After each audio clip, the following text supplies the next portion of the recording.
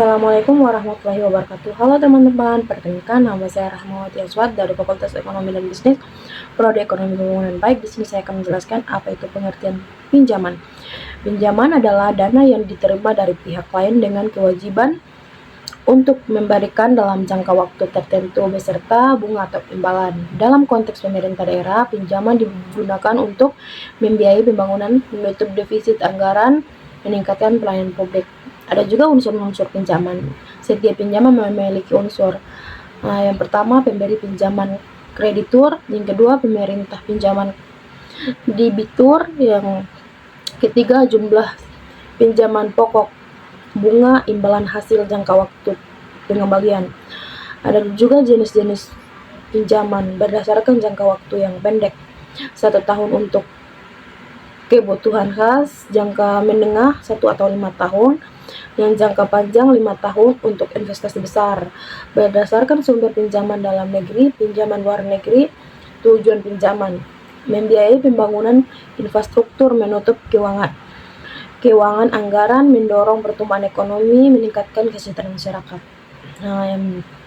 Terus ada juga manfaat pinjaman, mempercepat pembangunan, membantu daerah dengan dana terbatas, mendukung proyek besar yang butuh biaya tinggi.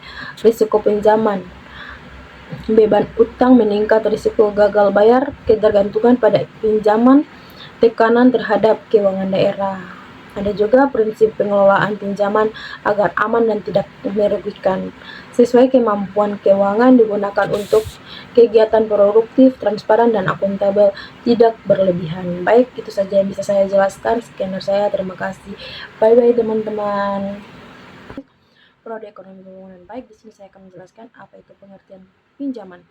Pinjaman adalah dana yang diterima dari pihak lain dengan kewajiban untuk memberikan dalam jangka waktu tertentu beserta bunga atau imbalan. Dalam konteks pemerintah daerah, pinjaman digunakan untuk membiayai pembangunan, menutup defisit anggaran, meningkatkan pelayanan publik. Ada juga unsur-unsur pinjaman. Setiap pinjaman memiliki unsur. Yang pertama, pemberi pinjaman kreditur, yang kedua pemerintah pinjaman debitur, yang ketiga jumlah pinjaman pokok, bunga, imbalan hasil jangka waktu pengembalian.